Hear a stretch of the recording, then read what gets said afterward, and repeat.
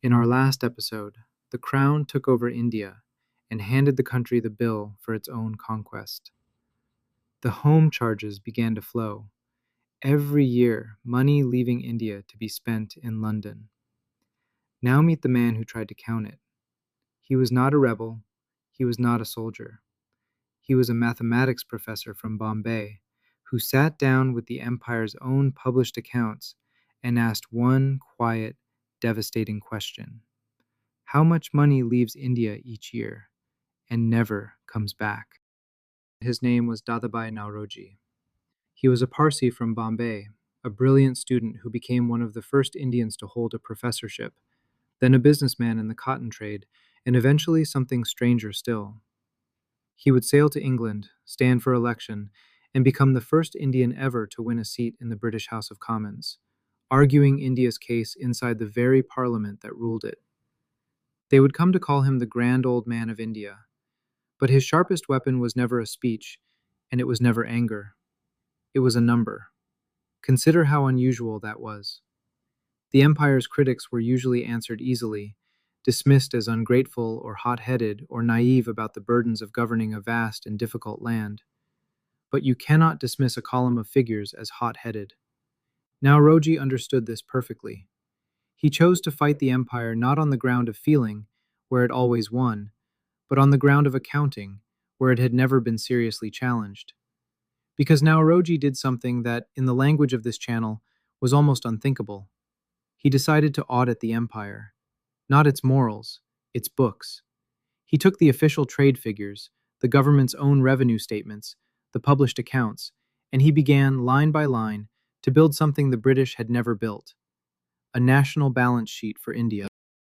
What he found, he gave a name. He called it the drain. The idea was deceptively simple.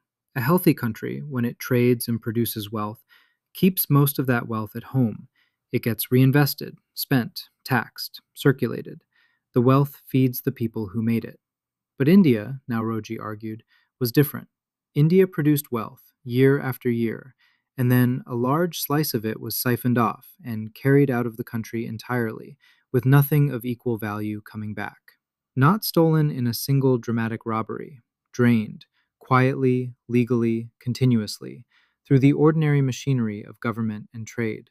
He laid it out in writing, most famously in a book whose title says everything you need to know, Poverty and Un-British Rule in India, published in 1901.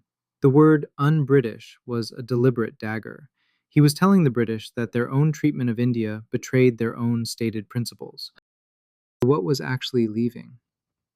This is where the drain stops being a slogan and becomes a list. Remember the home charges from our first episode, the expenses India paid in London.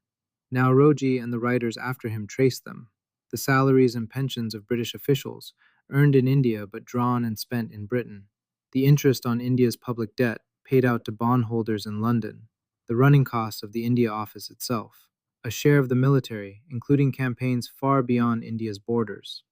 And beyond the official charges, the private fortunes of officials and merchants carried home when they retired. Each item on its own could be defended as the ordinary cost of administration. That was exactly Naoroji's point. The drain didn't need villains. It needed only a system that treated India as a place to extract from, and Britain as the place to spend. And here's the part that turned the drain from an accounting curiosity into a cause of real poverty. When wealth leaves a country and never returns, it is not only the sum itself that is lost. It is everything that sum might have done if it had stayed. The salary spent in England is a salary not spent in an Indian market. The interest paid to a London bondholder is money not invested in an Indian field or workshop or school. Naoroji's argument was that India was being bled, year after year, of precisely the capital it needed to lift itself, that the country was kept poor not by some flaw in its people, but by the steady removal of the means to grow. The wealth was produced in one country, it was enjoyed in another, and the country that produced it was left, by the same act, without the resources to ever catch up. Naoroji was not alone for long.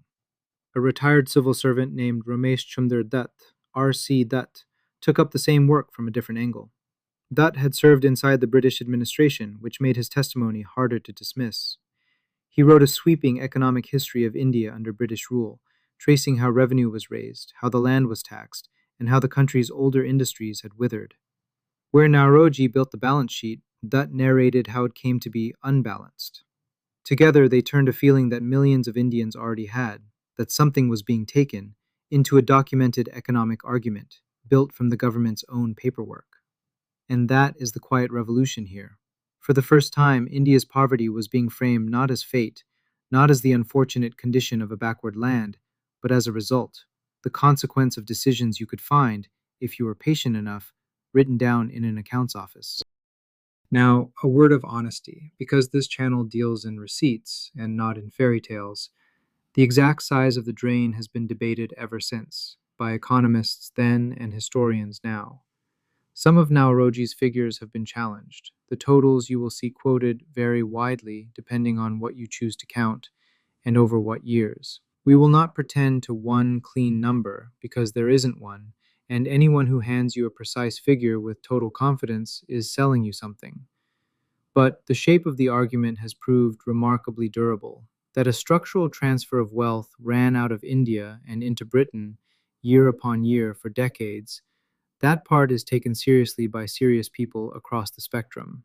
What Naoroji really left behind was a habit of mind. He taught a colonized people to ask for the receipts, to answer, "Why are we poor?" not with shame, but with a ledger. This is the second entry in the empire's account, and it sets the pattern for everything that follows. From here on, whenever the Raj offers India a gift, we are going to do what Naoroji did.